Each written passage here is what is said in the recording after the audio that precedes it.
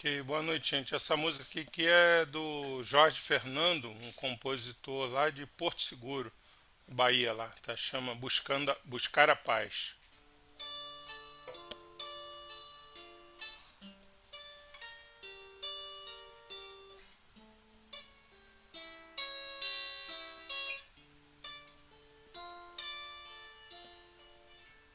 Buscar a paz do teu amor, eu vou seguir-te, vou, feliz serei. O teu amor em ti encontrarei, ó meu Senhor, para sempre a ti eu seguirei.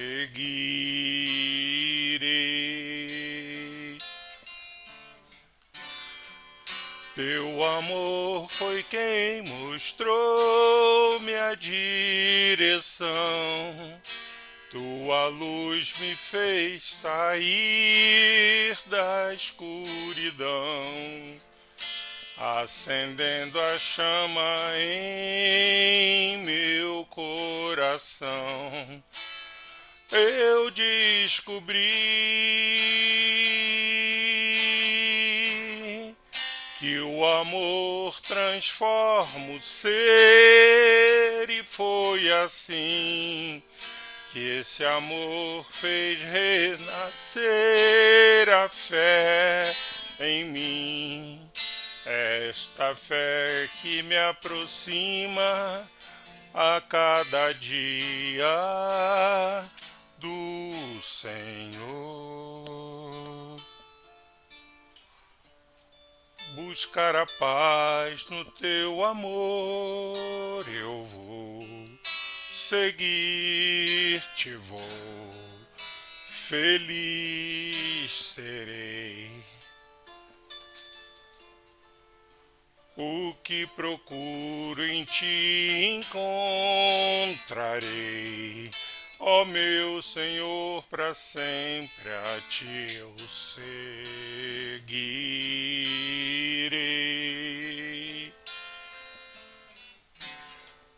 Teu amor foi quem mostrou-me a direção. Tua luz me fez sair da escuridão, acendendo a chama em meu coração. Eu descobri que o amor transforma o ser, e foi assim que este amor fez renascer a fé em mim.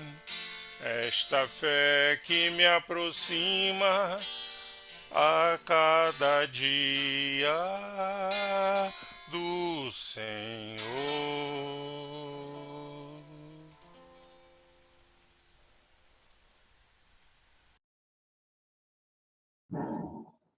Gente, boa noite a todos. Eu vou compartilhar aqui o material. Posso aqui fazer o procedimento, né, normal, de praxe? Então, vamos lá, gente. Deixa eu aqui compartilhar o documento. E aí, nós... Perdão, vamos lá. Ok?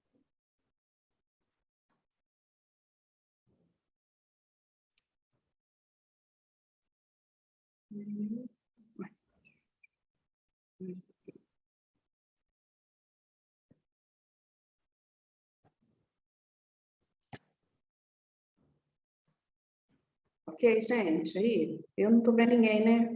A gente fica aqui falando, né, para a espiritualidade, não é isso? Tá tudo certinho, Kelly. Pode continuar. Beleza, então vamos lá, gente. Olha, o tema que a gente vai estar abordando hoje, que nós estaremos conversando, né, a Ângela falou comigo, e era um tema que, por coincidência, eu já estava trabalhando com ele, que está lá no capítulo 10 do Livro dos Espíritos, né, que trata das leis morais, a terceira parte do Livro dos Espíritos, e o tema especificamente dentro do capítulo que fala sobre, trata da lei da liberdade, a gente vai tratar desses dois temas. Conversar, tá, gente? Eu vou trazer aqui, a gente vai estar trocando, não vamos trocar, vou ver se eu consigo deixar um tempinho para a gente conversar ao final um pouquinho, né, se a gente tiver possibilidade. Então, a gente vai estar tratando desses dois temas que eu achei oportuno, até pelo momento que a gente está vivendo, né? Fatalidade e conhecimento do futuro. O capítulo é extenso, mas a gente vai dar uma passadinha rápida, né, em algumas questões aqui. Vamos lá. A proposta, né, conhecimento futuro, adorei essa imagem, tá, gente? A proposta, né, a sequência do estudo, ela vai seguir essa que está aí, né? Primeiro, a gente vai estar trabalhando o conceito, né, conceito e definição dentro do Livro dos Espíritos de livre-arbítrio e fatalidade, tá? No primeiro momento, a gente vai estar trazendo as questões do Livro dos Espíritos, né? Não vamos fazer alguma coisa muito cansativa, mas a gente tem que trazer as questões porque é a nossa base de sustentação, as obras da codificação. No segundo momento, gente, eu gosto muito de inovar. Eu vou estar trabalhando com essa obra de Khalil Gibran, já falei, acho que toda vez que eu falo, eu trago Khalil Gibran. Eu gosto muito de Khalil Gibran.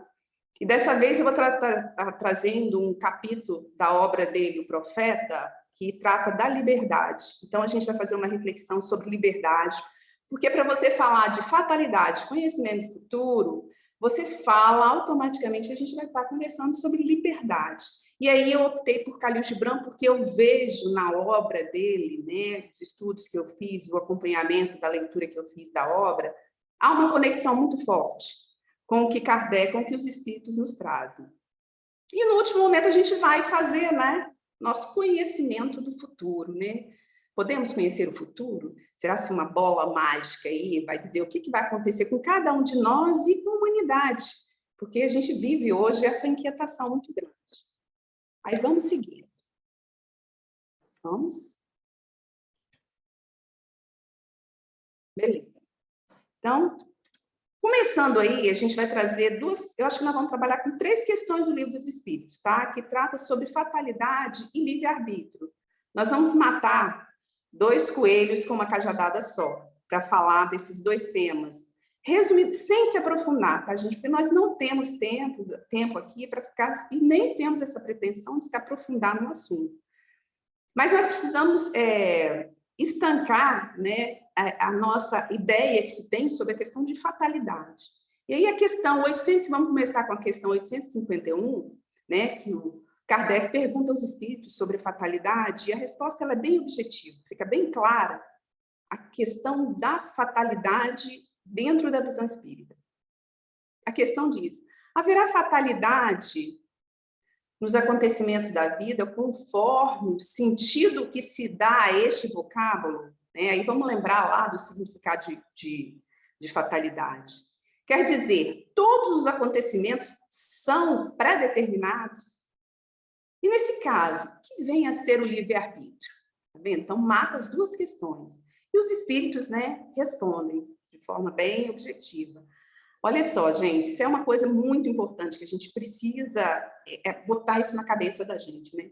A fatalidade, ela existe unicamente pela escolha que o espírito fez ao encarnar desta ou daquela prova para sofrer. Escolhendo-a, institui para si uma espécie de destino, que é a consequência mesma da posição em que vem a achar-se colocado. Para aqui um pouquinho. Olha só, ele está falando, isso aí todos nós sabemos, que aqueles espíritos que não são tão rebeldes, eles têm condições de fazer uma programação da sua reencarnação. E aqui a gente entra na questão das nossas vicissitudes, ou de algumas provas que nós escolhemos antes de encarnar, né? Você rica, né? Poderosa, né? Então, tem questões que já vêm e ela, nesse aspecto, há uma fatalidade, uma espécie de destino que eles falam.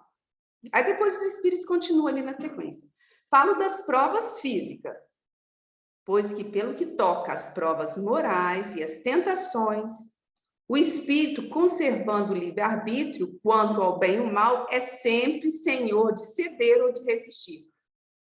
Então, olha só, resumindo, fatalidade somente em relação às provas físicas, porque é toda uma programação reencarnatória. Tá? Eu acho assim, muito interessante, que eu acho que abriria uma margem de discussão quando eles falam assim, uma espécie de destino, mas não é o caso aqui. Então, só para a gente fechar, então há uma fatalidade, sim, nas escolhas que eu faço para as minhas provas físicas. Vou vir com uma deficiência física, uma idiotia, né? Então, tem essas questões que elas pesam, são escolhas, aí sim. Agora, em relação às provas morais, não.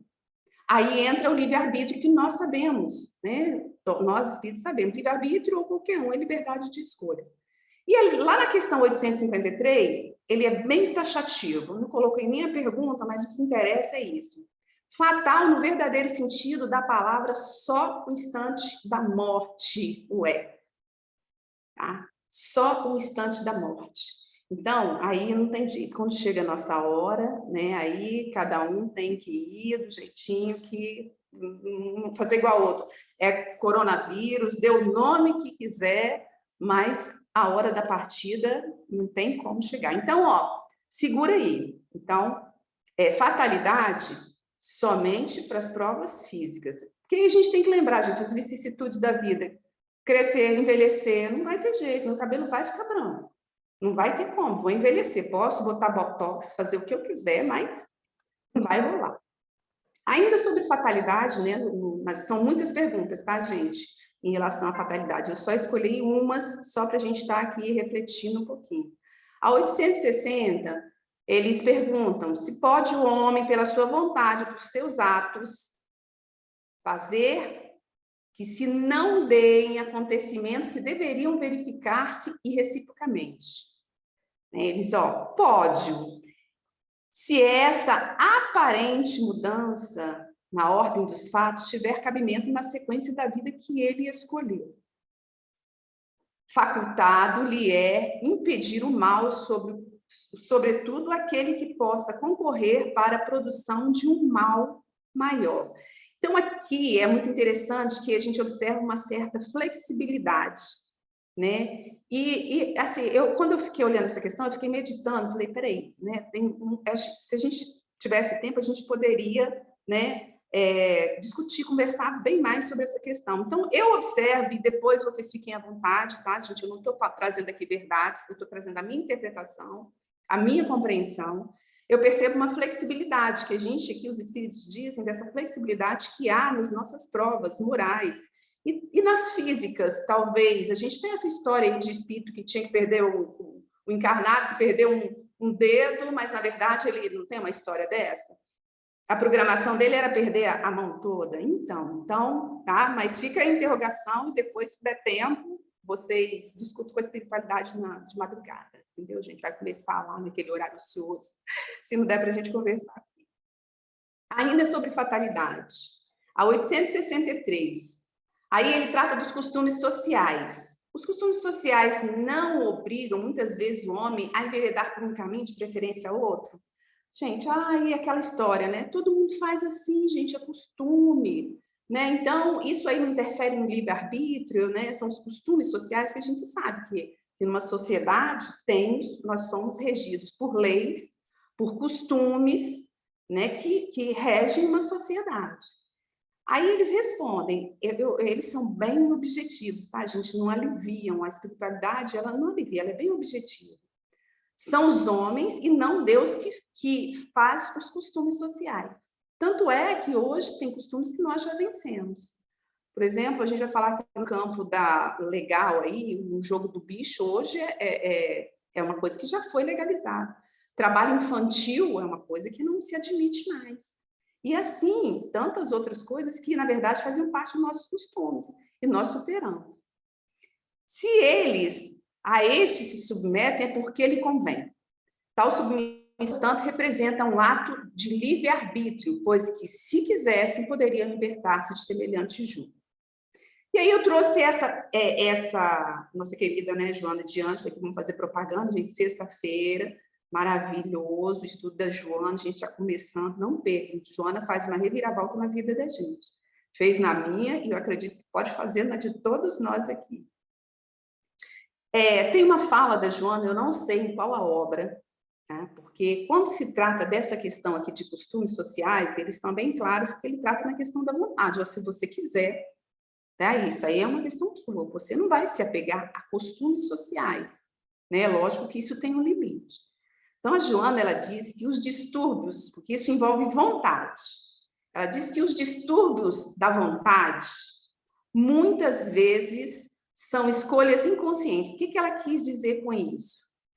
Que você não consegue fazer prevalecer a sua vontade para alcançar certos objetivos, porque, na verdade, aquela situação, de uma certa forma, é confortável, você está tendo alguma vantagem com aquilo, entendeu? Então, esses distúrbios da vontade que ela fala, isso é inconsciente.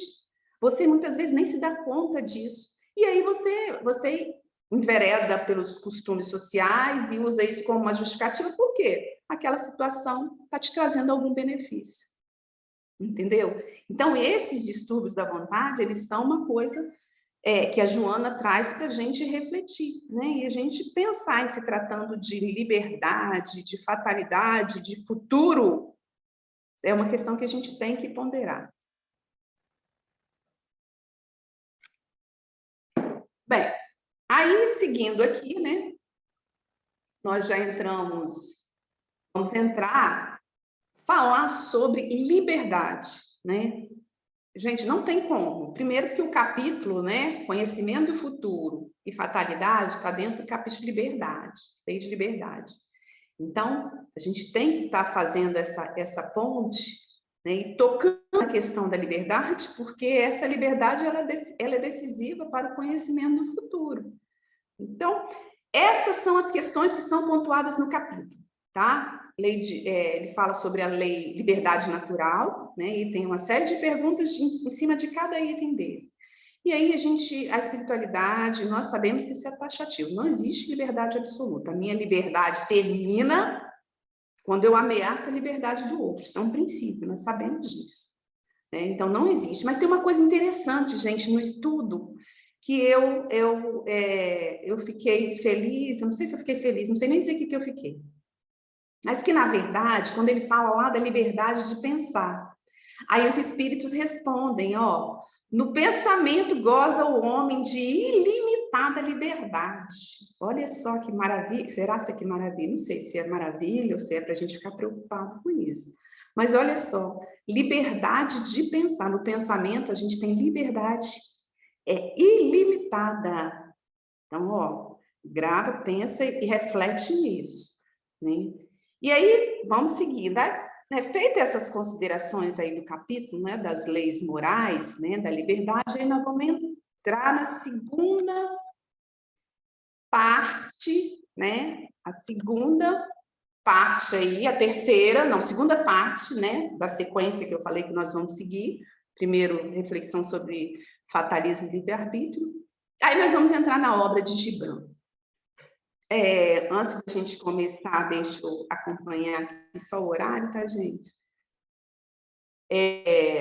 Essa obra de Gibran, esse estudo, essas reflexões que a gente vai estar trazendo aqui, ela é feita com base num estudo, numa série de estudos, de leitura dirigida com a professora Lucilena Galvão, dessa obra de Khalil Gibran, né? É o livro O Profeta, é uma obra, um livro lindíssimo, é um livro composto de prosas poéticas, são poemas, né? Ou prosa poética, que ela fala. E ele é um livro assim, aí ele tem as informações, ele foi traduzido em 40 idiomas, fez o maior sucesso e faz sucesso até hoje. E o livro em si, né, a história, né, a narrativa do livro, ela conta a história de Al-Mustafa, que era um profeta. E a história de Al-Mustafa, ela começa, né, o livro lá, ele começa a parte introdutória do livro, contando que Al-Mustafa ele era um profeta com um cabedal, uma sabedoria muito grande, que decide passar um período e ir para uma cidade chamada Orfalese. né? E levar para esses habitantes dessa cidade todo o conhecimento que ele tinha. Ele passa 12 anos ali, mas infelizmente ele constata que as pessoas não valorizam. E depois de 12 anos ele resolve ir embora. E aí, com essa decisão de ir embora, as pessoas percebem, os habitantes de Orfalese percebem que Al-Mustafá vai embora, porque o navio que o trouxe retorna, e ele vê ali a possibilidade de retorno, e se reúnem com ele e resolvem questionar Al-Mustafá, tirar todo o conhecimento, que eles estão vendo que eles estão perdendo uma possibilidade muito grande, todo o conhecimento que Al-Mustafá tinha, e começam a fazer perguntas ao Mustafá, e perguntam sobre todos os temas variados, sobre família, sobre filhos, sobre educação, sobre alimentação, sobre vestes, questões do dia a dia, corriqueiras. E ele, à medida que esses personagens que o livro vai narrando vão perguntando, ele vai desenvolvendo as narrativas em capítulos, gente, curtos de uma folha só. E esse tema que nós vamos estar abordando, que é sobre liberdade. E como eu falei, existe sempre um personagem, né, que faz a pergunta ao Mustafá, né, sobre determinado tema. Quem pergunta sobre a liberdade é um orador. Tá? Aqui eu vou estar trazendo trechos da narrativa do livro, né, do capítulo, que ele é uma folha e meia, e os comentários da professora Lucilena, que eu retirei, tá? Fui fazendo as observações de alguns comentários que a professora Lucilena fazia sobre a obra no momento, né, do estudo. E aí ele começa, né, um orador, para falar de liberdade, um orador pergunta: fala-nos da liberdade. E ele respondeu: nos portões da cidade e à beira do vosso fogo eu vos vi prostrar-vos e louvar a vossa própria liberdade. A professora Lucilena, a primeira consideração que ela faz é que nós temos um conceito, quando a gente vai lá no dicionário, né, a gente vê aí nessa parte vermelha, o conceito de liberdade. O que nós entendemos por liberdade? Liberdade é uma condição daquela que não se acha, a condição daquele que não se acha submetido a qualquer força constrangedora física ou moral. Este é o conceito de liberdade. A professora diz que Gibran, através dessa obra, ele vai para um sentido totalmente contrário, e é realmente. O conceito de liberdade, ele vai, enquanto nós temos essa definição, Gibran vai para um outro lado, que está em consonância com o que o Espiritismo nos ensina também. Então, a primeira coisa, liberdade não é livrar-se de responsabilidade e compromisso. Nós sabemos disso, né? Nós sabemos perfeitamente disso, que quanto mais liberdade, mais comprometido nós estamos com as mudanças, com os acontecimentos, né? E aí, seguindo, ele fala, né, tem um trecho, como escravos, né, se tratando da liberdade, nós somos como escravos que se humilham perante um tirano e o louvam, apesar dele maltratá-los. Aí ela nos diz assim, ó, ninguém vive solto. Estamos sempre seguindo uma direção, né? Quando a gente fala de liberdade, né, tem aquela, não, eu quero ser livre, eu quero fazer o que é um direito meu fazer isso, é um direito meu não usar máscara, é um direito meu usar máscara, né, que essas questões que são polêmicas. É um direito meu, isso, aquilo. A gente está sempre discutindo, eu tenho liberdade para fazer isso, aquilo. Né? Sim, nós temos, mas isso tem um limite. E ela diz, olha, ninguém vive solto. Estamos sempre seguindo em uma direção. Ou seja, olha só, ou eu sigo uma direção, porque ela dá o exemplo de um carro, ou eu sigo dirigindo o meu carro, ou eu sigo no carona. Alguém me dirige. Né? A escravidão, existe uma escravidão consciente ou inconsciente. Eu coloquei consciente ou inconsciente, mas eu entendo que, na verdade, existe uma escravidão, né, inconsciente na maioria de nós. Nós não temos consciência de que somos escravos da nossa própria liberdade. E isso é muito perigoso. Porque quando nós trabalhamos no campo do inconsciente, nós somos conduzidos e não conduzimos a nossa vida. Ou somos manipulados, ou algo ou alguém nos manipula. São os tiranos. né? Os tiranos, eles estão aí para isso, é o que ele fala, nós somos como os escravos. Nós nos humilhamos e louvamos ainda, somos maltratados por esse tirano, dessa dita liberdade, e ainda louvamos isso. Sim, no interior do templo e na sombra da cidade, vi os mais livres entre vós usarem a vossa liberdade como uma corrente e um par de algemas. Olha só. E aí ela diz, olha, nós cultuamos dogmas, crenças limitantes que nos escravizam por medo. No sagrado e no profano, usamos a liberdade como algema. E aí, já que nós estamos aqui, né, estamos no mês comemorando a nossa aniversário da casa, será se dentro do nosso templo nós realmente exercitamos ou estamos sujeitos a essa liberdade que, na verdade, nos escraviza? Como é que nós realmente... isso, gente, é uma reflexão, é individual. Cada um de nós tem que estar fazendo essa reflexão. Tá? Como é que eu me porto dentro do templo espírita? Né? Como é essa liberdade? E aí, porque a gente está falando de conhecimento do futuro, né? A gente está falando de futuro. Como tem sido a minha postura dentro do templo espírita? Eu realmente eu sou sincero nas minhas ações, nas minhas escolhas, nas minhas participações, né? Eu respeito meus limites, ou eu tenho algumas crenças que ainda são limitantes, que me escravizam, ou eu estou ali por medo. Eu coloquei aí essa Rabiá de Bassorá, tem uma oração, ela é uma mestra sufi, tá? Ela tem uma oração dela que eu gosto muito e eu anotei e eu repito ela todas as vezes, tenho repetido ela dia a dia, que ela diz o seguinte, e eu acho que isso cabe muito para essa questão desse sagrado, né? Essa liberdade, né? Verdadeira que a gente deve exercer dentro de nós. Ela diz o seguinte, na oração, Senhor, se eu te busco apenas por medo do seu inferno, me queima no teu inferno. Se eu te busco apenas por desejo do teu céu, me expulsa do teu céu. Mas se eu te busco apenas porque tu és, me recebe no seio da tua glória. Gente, eu anotei que eu acho isso de uma profundidade muito grande nas ações que nós vamos praticar, é isso. Realmente, por quê? Por que que eu estou dentro da casa espírita? Por que que eu estou buscando os templos, que seja, estou falando de nós porque é a casa espírita? Será como estão as minhas práticas, né? Cabe aqui, eu acho que uma reflexão, porque a gente está falando de liberdade e de futuro.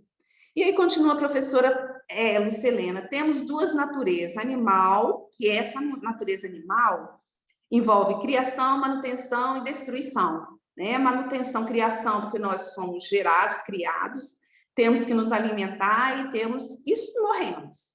E a natureza humana, nós temos essas duas naturezas, então ele diz que para que a gente consiga realmente alcançar essa liberdade, né, essa verdadeira liberdade, nós temos que buscar o equilíbrio entre essas duas naturezas.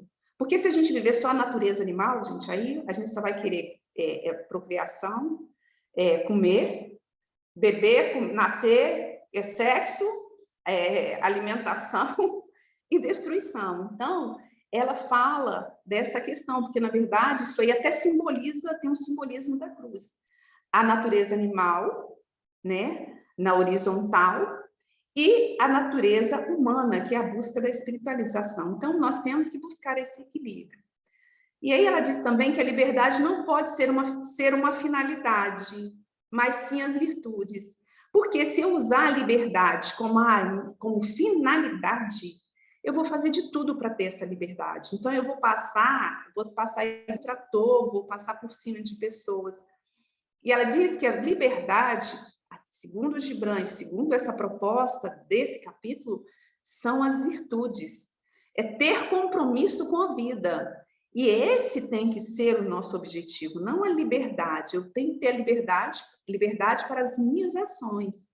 Vamos seguindo ali, que aí tem alguns conceitos interessantes. Agora, olha isso aí, olha que maravilha. Isso aí eu acho que fala muito do contexto que nós estamos vivendo hoje. Aliás, né? Todos nós, mesmo os nossos núcleos dentro do nosso grupamento familiar, ou mesmo no contexto mundial, né?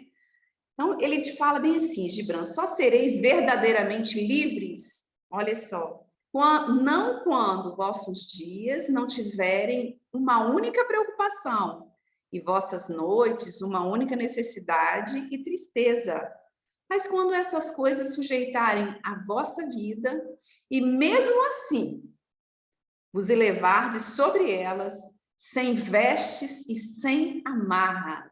Gente, demais, né? Profundo. Isso tem tudo a ver, porque a gente aprende no Espiritismo. Aí a gente lembra de resignação, com coração, né? Com consentimento da razão e do coração. Lembra lá do Evangelho. E aí ela fala, como darei respostas às circunstâncias da vida, aos acontecimentos que nós estamos passando hoje, gente? Dentro dos nossos... Quem não está passando por desafio dentro do seu grupamento familiar? Quem de nós não está? E como é que eu estou? Qual a resposta? Como é que eu estou reagindo? Porque, olha só, nós estamos, né? Olha lá, vamos lá para o templo, né? Nós estamos no templo, indo para o templo espírita, ou nós somos espíritas, ou nós estamos verdadeiramente buscando a espiritualização. Por quê? Por medo, né? Lembra da oração da Rabiá, da mestra? Senhor, se eu te busco por medo do seu inferno, é por isso? Por desejo do seu céu? É por isso? Não pode ser isso, não pode ser nenhum nem outro, mas pelo que és. E assim, aí a gente vai ter estrutura interior, emocional, para lidar com os desafios, tá? E viver. Então, dores, desafios, limitações, responderei como um ser humano, não como um animal, não como um bicho, que vai se revoltar, que vai querer agredir. Não. Né? Tem uma fala também que eu gosto muito, que eu não sei se é de qual filósofo aqui, mas a fala diz o seguinte, olha só, como nós temos que conduzir a nossa vida. Se sopra uma brisa suave, eu me delicio com a brisa suave. Se vem um calor causticante, eu sofro com calor causticante, mas nenhum nem outro vão determinar a minha vida. Né? Essa é a sabedoria. Vamos adiante. E continua Gibran. Eu adoro essas figuras na voz da professora Lucilena. E como vos elevareis além dos vossos dias e noites, se não quebrardes as correntes que vós, eu, você, na aurora de vosso conhecimento amarrastes em torno de vosso meio-dia. Adiamos, aí ela diz, adiamos decisões importantes de nossas vidas, deixamos para depois. Eu vou começar a estudar depois. Eu tenho um compromisso para mim, deixa para depois. E aí ela diz que cada minuto na construção do homem é importante, cada segundo nas nossas vidas, gente, é importante. Mas o que nós fazemos? Nós optamos, nós vamos acumulando máscaras, é o que ele coloca aí, a gente vai, pega uma máscara, tira, né? Vamos acumulando máscaras. Né? E não quebramos essas correntes que nós mesmos criamos. Eu coloquei ali encarnações, né? Porque a gente tem que considerar isso também, né, gente? Nessas correntes que nós criamos, a questão do processo, somos espíritos que temos uma história, temos outras encarnações, mas vamos esquecer de outras encarnações, vamos pensar no aqui e agora. O importante é pensar no aqui e agora. Seguimos. Na verdade, o que chamais de liberdade é a mais forte destas correntes, apesar dos seus elos brilhantes ao sol e ofuscarem vossos olhos. Né? A liberdade é a mais forte dessas correntes. Ela fala que nós temos que romper com essas correntes. E ali ela diz que a liberdade não consiste nos atos, mas na consciência dirigida. Olha só, liberdade não consiste nos atos, mas na consciência que dirige os atos. A consciência que dirige os atos. Eu sei o que eu estou fazendo realmente? Eu tenho pensado nas escolhas que eu tenho feito para a minha vida?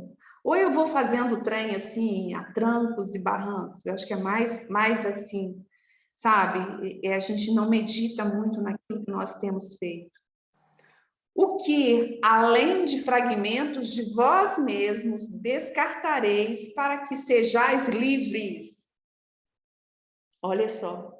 O que, além dos fragmentos de vós mesmos, descartareis para que sejais livres? Precisamos nos livrar de algumas amarras, gente, de crenças limitantes. Esses dias eu estava conversando com isso, eu já tive, não tenho crenças limitantes, mas eu tenho, sabe, eu tenho repetido muito sobre isso. Muitos tabus, muitos dogmas, ideias que precisam ser vencidas. Eu acho que todos nós. E aí a professora diz, nós nos livramos mais de coisas que nos elevam do que das coisas que nos fazem estacionar. Ou seja, as coisas que vão nos fazer crescer, realmente, a gente quer deixar para depois. A gente deixa para depois. Né? E nós ficamos lá amarrados nas coisas que nos fazem estacionar. E a gente lembra da natureza animal e a natureza humana, né? Que o crucifixo ele simboliza, né? A natureza humana, que é a espiritualização, e a natureza animal. Nós precisamos desse equilíbrio, nós não podemos, aí a gente tem que se livrar um pouco dessas amarras. Temos a questão instintiva? Sim, temos, é forte, né? Mas a gente nós precisamos nos conscientizar e nos livrar dessas amarras. Beleza, aí consegue Gibran falando, né? Gibran não, ao Mustafa respondendo a pergunta. Se for uma lei injusta, que ele entra na questão das leis, se for uma lei injusta que abolis, esta lei foi escrita com vossa própria mão, em vossa própria testa. Não podereis apagá-la queimando vossos livros da lei, nem levando à fronte de vossos juízes, mesmo que derrameis um mar sobre ela. Quem gerou essas leis? Vamos falar, porque hoje a gente fica aí, né? Vamos para as redes sociais e colocamos e travamos verdadeiros discursos políticos, reclamamos dos políticos, do sistema, tá ruim, o presidente não é bom, e não tem nada bom, e ninguém é bom, e tá, e toma aí. Mas a responsabilidade disso é de quem? É de quem? É nossa, não é? As leis são lá, o executivo, legislativo e judiciário. A responsabilidade é de quem? Culpamos os sistemas, isso aí ela falou, eu também, não estou aqui falando, mas que a professora falou. Como faria se nós estivéssemos no poder? Será se eu estivesse lá no poder, realmente, eu ia agir com misura? Será se eu não me deixaria corromper? Entendeu? Sabe como é que a gente pode avaliar? E será se nas coisas pequenas do dia a dia eu não me deixo corromper? Entendeu? Será se no dia a dia eu não... O meu interesse pessoal, porque o livro dos Espíritos ele é bem claro. Nós deixamos... O interesse pessoal é um problema sério. Porque entre o meu filho e o filho do vizinho vai o meu filho. Né? Então, as leis, né, tudo no contexto, nesse contexto de leis, né, isso aí é responsabilidade nossa. Eu não tenho que ficar atribuindo a outro. E aí ele continua, olha, porque ele fala sobre essa questão das leis, mas ele traz isso para responsabilidade para cada um de nós. E se é um déspota que destronareis, opa, impeachment, assegurai-vos do que o seu trono, erigido dentro de vós, esteja destruído, pois como pode um tirano governar os livres e os orgulhosos, a não ser pela tirania de sua própria liberdade e pela vergonha de seu próprio orgulho?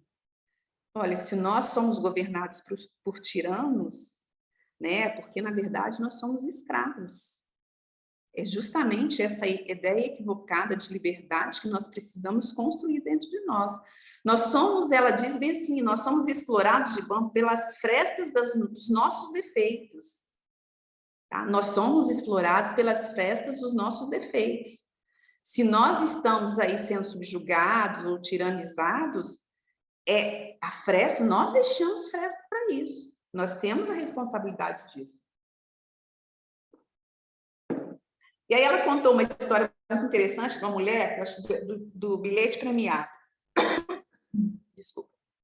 Ela fala bem assim que ela, no trabalho dela, isso aí é a professora Lucilena que fala isso, que conta essa história. Chegou uma senhora muito simples, né, falando que ela estava na rua, e chegou um homem com um bilhete premiado e fez aquela história que a gente sabe, né? Olha, então bilhete, vamos lá, vamos trocar, a senhora, vamos lá comigo e eu vou dar uma parte para a senhora. E aquele golpe do bilhete premiado. E ela falou, ela ficou horrorizada, falou, moço, eu não quero o dinheiro do senhor, se o senhor ganhou o seu bilhete, então ele é seu. O senhor, o senhor está achando que eu sou o quê? Não, o bilhete é seu. E ela começou a falar alto e a polícia chegou e a confusão formou. E o cara foi preso e ela não entendeu nada, chegou no serviço, contou a história, falou, gente, eu preciso ir lá na delegacia para salvar o homem, coitado, ele foi preso, levaram ele preso. Então, olha só, não existe espaço nela. Quando não tem espaço na gente, não entra, gente. Não entra. Se eu estou passando por um desafio, se eu estou sendo, eu não sou vítima, eu estou deixando fresta. Eu tenho fresta. Cuidado, destrua o tirano sentado ao trono que existe dentro de você antes de você querer destruir o trono ou expulsar do trono o outro, mas o trono, o tirano que está sentado dentro de você. Preocupações, né? E se é um medo que quereis abandonar, este medo está em vosso coração e na mão dos que são temidos. Aí ela fala das preocupações, né? Nós buscamos nos livrar ou transferir para os outros as preocupações, né? As preocupações, elas não foram impostas, você escolheu. Se está preocupando, está com problema, nós que escolhemos. E aí tem essa fala de Sêneca que diz o seguinte, problemas iguais atingem pessoas diferentes e têm respostas diferentes. Então, cada um de nós, ela vai responder aos desafios da vida, né? De uma forma diferente. Então, às vezes, eu passo pelo mesmo problema que para mim vai ser fácil, para o outro vai ser um cavalo de batalha. Entendeu? Então, e outra coisa que ela coloca, a vitimização gera um estímulo nas células. Eu achei muito interessante porque ela faz uma citação de uma pesquisa, né, que diz que a vitimização gera um estímulo nas células, que vira uma dependência como uma droga. Então, se colocar nessa condição de vítima, né, também ela tem essa característica, né, fisiológica, né, biológica, né, vamos dizer assim. Verdadeiramente, todas as coisas se movimentam em vosso ser em um abraço constante. Então, o desejo, o desejado e o odiado, o repugnante e o amado, o perseguido e aquilo de que quereis fugir. Aí ela diz o seguinte, olha, nós temos uma consciência animal e humana, nós já falamos, que ela é simbolizada pela cruz, que é a cruz do mundo, né? A consciência animal e a consciência humana. A consciência animal tem dois motores, medo e desejo. Nós somos movidos, os animais são movidos por medo e desejo, dor e prazer. O animal somente se movimenta assim. Quando o homem se movimenta apenas por esses dois motores, como o animal, ele é escravo, porque se movimenta por interesse. Olha aí nós nos tornamos escravos. Olha como nós nos tornamos escravos no contexto, né, social ou, né, no ambiente, no mundo. Ele seguirá a um ou ao outro amo, a dor ou o prazer. Isso se dá no inconsciente. Somos escravos, pois somos manipulados por movimentos externos. Nós não nos damos consciência disso. Isso, gente, Johanna fala, Jung fala, não tem nada em desacordo, né? Nós nem nos damos conta disso, de que nós somos escravos desses movimentos externos, né? Nós ainda somos muito movidos por desejo, por medo, desejo, dor e prazer. Ou seja, nessa proposta da cruz, né, nós estamos muito mais na horizontal do que na vertical, né? E por isso nós somos escravos. Tá acabando, né, gente? Estou aqui, deixa eu olhar aqui. Meu Deus. Foi o Heraldo que cantou, mas obrigada, Heraldo, desculpa aí, porque pegou meu tempo, não tem problema não. Estas coisas se movem dentro de vós como luzes e sombras em pares que se unem. E aí ela diz, para a superação de uma condução somente de natureza animal, que é o medo, o prazer, a dor, o desejo, aí nós precisamos consolidar dentro de nós, né, princípios sustentados em virtudes, porque lembra lá, a virtude que tem que ser as nossas metas, né? Aí a fraternidade, a solidariedade, tantas outras virtudes que nós conhecemos. Virtudes, que aí tem interessante, que eu não vou entrar nesse mérito, tem as virtudes operacionais, gente, que é muito interessante. As virtudes principais, que são fraternidade, solidariedade, bondade, né? Mas existem virtudes operacionais, por exemplo, quer ver? Determinação é uma virtude, mas ela é operacional, porque eu posso ser determinado a uma coisa ruim. Olha que coisa interessante, é uma virtude, mas ela é uma virtude operacional. A professora Luciana, eu aprendi isso numa aula que eu vi dela. E aí, finalizando Gibran, tá? Ele fala bem assim, ó, e, portanto, quando vossa liberdade perder suas algemas, quando eu me conscientizar que eu não posso ser conduzido pela esse lado animal, que a gente tem que buscar esse equilíbrio, tá, gente? Isso aqui é caminhada. Estou falando para a gente acordar amanhã assim, não. A gente sabe que isso faz parte do nosso processo. Quando vossa liberdade perder suas algemas, ela se tornará algema de uma liberdade ainda maior. Aí eu volto lá na rabiá, na oração, né? Senhor, se eu te busco por medo do teu inferno, me queima no teu inferno. Se eu te busco por desejo do teu céu, me expulsa do teu céu. Mas se eu te busco apenas porque tu és, me recebe no seio da tua glória. Porque isso é uma liberdade ainda maior. Essa é a verdadeira liberdade. Mas é algo que a gente ainda tem que trabalhar muito dentro da cabeça da gente. E aí ela finaliza falando bem assim, olha só, a vida da gente vai colocando paredes à nossa frente, e aí nós vamos batendo, é como um degrau, eu vou batendo naquilo ali, vou batendo e erro, vou batendo e erro, até que chega uma hora que, né, essa insistência, eu vou errando, eu vou sofrendo, eu acabo rompendo com esse comodismo, com essa preguiça, porque é o que me impede de prosseguir. Aí eu subo um degrau. Só que acabou? Não. Mas a vida não acaba, porque daí você sobe aquele degrau, e aí você vai continuar batendo, e assim você vai conquistando a sua liberdade realmente longe de algemas, né? Sem essas algemas. E aí nós encerramos Gibran, gente. E aí, conhecimento do futuro. Vamos, né? Vamos concentrar aqui. Eu até hoje nem fiz escova meu cabelo aqui, eu não sei como é que tá as coisas, lavei, pintei, porque tinha muito cabelo branco. E aí agora no futuro. O que o Espiritismo fala? Que nós já sabemos da liberdade, nós temos que repensar a liberdade realmente que nós buscamos, para que nós possamos realmente conhecer e preparar o nosso futuro. Então, o que diz o livro dos Espíritos? Né? Não vou ficar também... vai lá, a gente tem que ler, tem que estudar, mas vamos trazer duas questões, vai ser rápido, nós já estamos finalizando. Pode o futuro ser revelado ao homem? Olha só, gente, em princípio o futuro lhe é oculto, e só em casos raros e excepcionais permite Deus que seja revelado. Gente, eu acho isso importante, você sabe por quê? A gente está num momento de rede social, de informações, de notícias, gente, de tanta coisa, tem até previsão de futuro, isso, que vai acontecer isso, que vai acontecer aquilo outro. Gente, isso a gente tem que estar muito cuidado. Primeiro, porque a gente está... nem todos nós estamos preparados para receber informações.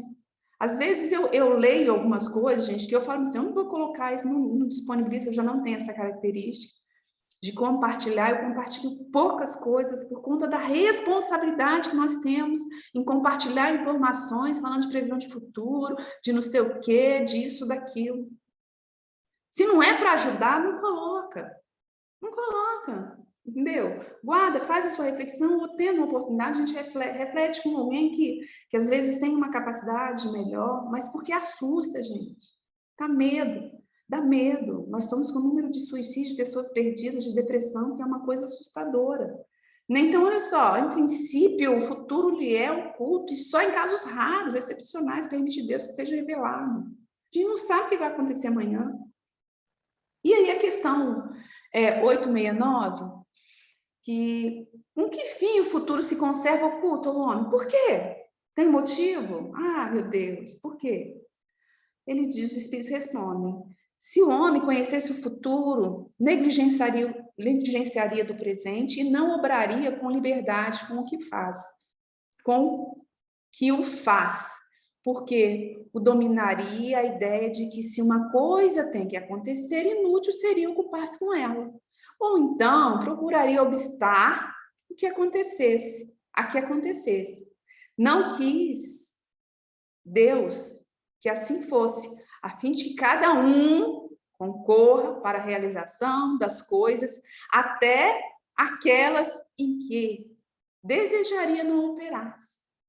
Então, não tem, né? E aí ele termina, que eu coloquei aí, bem vermelhinho, bonitinho. Assim é que tu mesmo, liberdade, agindo dentro de uma liberdade consciente, lembra lá, liberdade consciente, assim é que tu mesmo preparas muitas vezes os acontecimentos que hão de sobrevir no curso da sua existência. Então, gente, conhecimento do futuro não tem essa, nós estamos aí, existem coisas, nós estamos na iminência de um movimento, né, de guerra. Vamos mudar o nosso pensamento, porque a gente fala o tempo todo, já chega a mídia, isso, aquilo, mas vamos estar atentos, gente, para isso. Vamos divulgar coisas boas, né? Notícias boas. E aí, eu falando notícias boas, para finalizar ainda, já finalizando, já bem no finalzinho, nos meus estudos, eu tenho muitos, além da professora Lucilena, além dos estudos da obra da codificação, tem um guru, Sadhguru. Ele é um líder espiritual indiano que eu gosto muito, muito interessante. Tem palestras interessantes dele. E ele, numa dessas palestras, ele fala fazem uma pergunta a ele, né? E ele fala se tudo der errado. E aí eu copiei esse pedacinho que ele fala, olha só, em se tratando de conhecimento do futuro, de liberdade, né? Tem uns 10 minutos de conversa com ele. Mas aí ele finaliza e diz o seguinte, olha, se cuidarmos do nosso corpo biológico, 15% da nossa vida irá acontecer, né? Alimentação bonitinha, atividade física, comer, né? Verdurinha, pouco açúcar. Gente, mas não é para começar depois que o trem já está estragado, não. É para começar logo. Se tomarmos conta de nossa mente, pensamento, sentimentos, 50% a 60% da nossa vida acontecerá. Ó, que maravilha, olha só, se tomamos conta do nosso mente, pensamento, então a gente precisa repensar isso aí, né? Os espíritos falaram bem assim, ó, liberdade de pensamento, é ilimitado. Então, olha só, cuida do pensamento, né? Para essa questão, para a gente trabalhar esse conhecimento futuro. E ele finaliza falando, se cuidarmos de nossas energias vitais, 100% da nossa vida acontecerá. Vamos esquecer aqui que a gente não está nem aí nesse nível ainda não, mas se a gente conseguir ó, 15%, 50% a 60%, vamos tentar, vamos focar, vamos trabalhar isso. Há a possibilidade, gente, nós precisamos ser felizes. Aqui ele fala bem assim, quem disse que esse planeta, não é um lugar feliz? Ele não é feliz por quê? Por que a gente não tem já, a gente está caminhando para a regeneração, né? Estamos a caminho da regeneração, mas a gente fica olhando isso algo como distante, mas eu não dou conta. Por que eu não providencio para dar conta disso agora? Tá? E aí, finalizando agora, meu Deus, finalizando, realmente eu trouxe para vocês, mas depois eu vou que pare de gravar, porque eu vou colocar um videozinho rapidinho, uma música que eu gosto muito, que é essa música aqui que o pessoal da velha guarda aqui conhece, Juízo Final. O sol há de brilhar mais uma vez, a luz há de chegar aos corações, do mal será queimada a semente, o amor será eterno novamente. É o juízo final, a história do bem e do mal. Quero ter olhos para ver a maldade desaparecer. Eu não vou botar o vídeo, não, vou cantar para vocês, vocês vão ter que me ouvir. O sol há de brilhar mais uma vez, a luz há de chegar aos corações. O mal será queimada a semente, o amor será eterno novamente. É o juízo final, a história do bem e do mal.